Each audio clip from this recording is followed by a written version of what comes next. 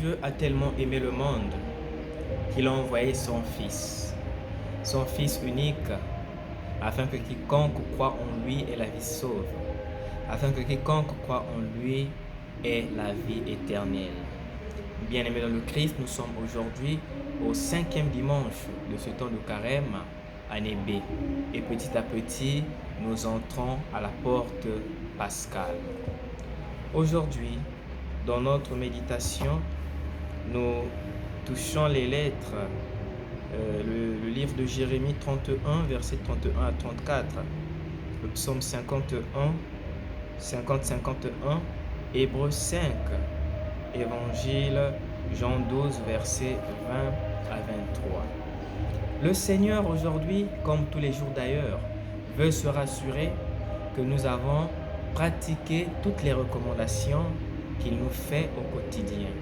Si nous avons pratiqué cela, nous devons continuer dans cette même lignée. Et si nous n'avons encore rien pratiqué, nous devons faire un effort de respecter et d'obéir à notre Dieu, car il ne cesse de nous donner son amour, il ne cesse de nous renouveler le souffle de vie. Nous devons lui être reconnaissants, lui être fidèles et lui être obéissants. De façon particulière, le texte de Jean 12, versets 20 à 33 nous dit « Si le grain de blé meurt, il donne beaucoup de fruits ». Ce qui veut dire que si le grain de blé ne meurt pas, il ne donne aucun fruit. Cette image, pour nous qui sommes agriculteurs, pour vous qui êtes agriculteurs, quand nous plantons par exemple les fruits, les arbres comme le manguier, le safoutier, l'avocatier et autres, nous allons remarquer que quand nous mettons le noyau sur la terre, sous la terre, ce noyau-là doit pourrir. Il va pourrir pour donner la bonne graine. Ce noyau doit quitter de son état initial, passer par un état intermédiaire qui ici on appelle la mort, pour enfin retrouver un bel état. Cette image nous montre que nous sommes aussi des fruits. Nous avons en notre sein des choses, des attitudes, des comportements qui nous empêchent de vivre une vie saine, une vie meilleure, qui nous empêchent de donner du fruit, qui nous empêchent de donner du bon grain.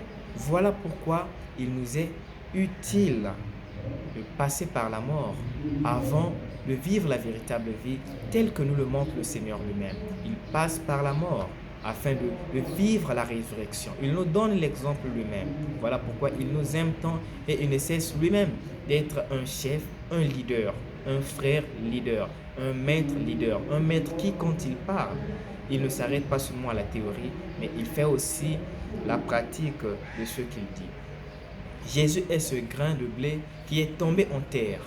Il est mort et il a donné du bon fruit. À notre tour aussi, il est question de mourir. Ici, mourir ne veut pas dire que je veux prendre du poison, je veux prendre de l'insecticide ou bien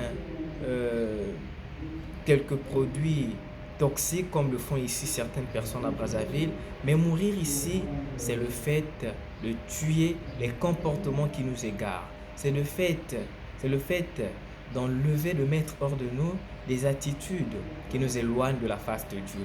N'oubliez pas qu'il dit dans sa parole, si ton œil te conduit au péché, arrache-le. Si ton bras te conduit au péché, coupe-le. Ça ne veut pas dire qu'on doit couper le bras, qu'on doit arracher l'œil, mais de façon symbolique, nous devons nous détacher de tout ce qui nous désoriente. N'oublions pas que quand on parle d'idolâtrie, l'idolâtrie c'est toute forme de pensée, toute forme d'image ou toute forme d'idole qui est là pour m'empêcher de vivre ma relation avec le Seigneur. Alors si nous allons être des personnes ressuscitées, des personnes pour qui on témoignera, des personnes pour qui on dira du bien, nous devons passer par cette étape, faire cette thérapie, sortir de nous tout ce qui est mauvais, tout ce qui est néfaste, tout ce qui est négatif, afin de vivre cette pascalité avec notre Seigneur Jésus-Christ. Que lui-même nous donne cette grâce et cette force au cours de cette journée, au cours de ce temps de carême et au cours de ce temps qui nous reste, de faire cette opération, d'enlever ce qui est mauvais en nous, afin de demeurer, de le manifester, de témoigner son amour par des actes concrets que nous allons poser. Que Dieu lui-même agisse en nous et qu'il ne cesse de nous purifier au quotidien. Au nom du Père et du Fils et du Saint-Esprit.